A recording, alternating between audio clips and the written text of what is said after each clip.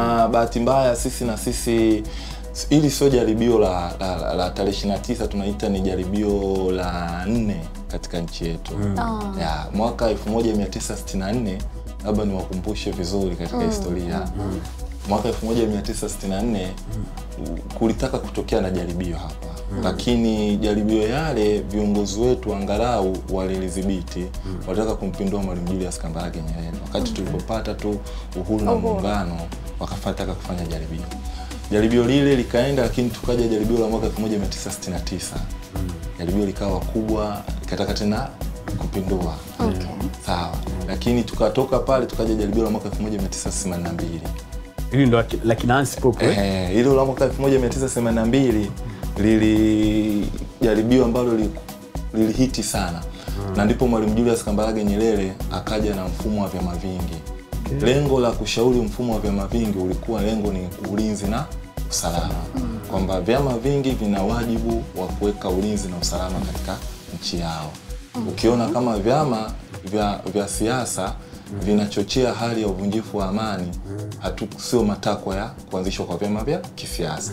Kwa hiyo hili ni jaribio la 3. Lakini hili jaribio la 3 limeshtua kwa sababu majaribio yale yote yalikuwa yakifanyika ilikuwa sio kuingia front. Lakini hili kidogo limevuka miko na maadili ya Kiafrika. Hili la 4. Hili la 4. Kwamba miko ya nchi yetu, miko ya Kiafrika na miko ya kidunia, kwa sababu mpaka vijana wameingia mtaani au watu wameingia mtaani, tunasema makundi mbalimbali. Kuna sehemu labda uzalendo unaweza ukawa umefanyaje, umepungua katika taifa letu.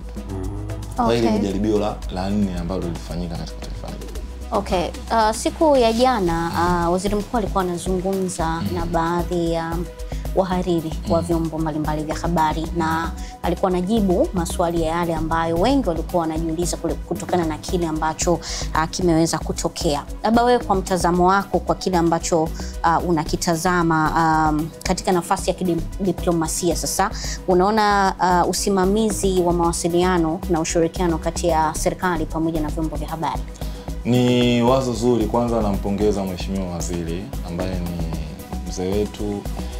Nimempongeza kwa tuseme yale majadiliano yalikuwa yanajadili, kwa sababu kuliibuka hoja kama 7 pale za waandishi wa habari tofauti, na nashukuru kwa jinsi nchi ilivyotoka tarehe 29 na waziri mkuu akajitokeza kiasi vile, kwa sababu ndiye mtendaji mkuu na kulikuwa hakuna watendaji wengine wakaweza kujitokeza. Moja, nimempongeza kuhimili hisia za waandishi wa habari. 2, 3, nimempongeza hata kwenye lugha zake hazikuwa za uchochezi, bali zilikuwa za kujenga.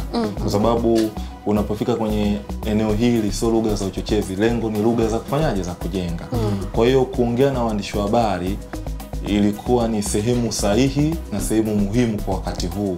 Na mimi nampongeza sana katika ile speech zake alizokuwa anaziongea. Amezungumzia mambo yalijitokeza tarehe 29 na amewasihi baadhi ya Watanzania nini tunatakiwa tufanye katika kudumisha amani na umoja na mshikamano.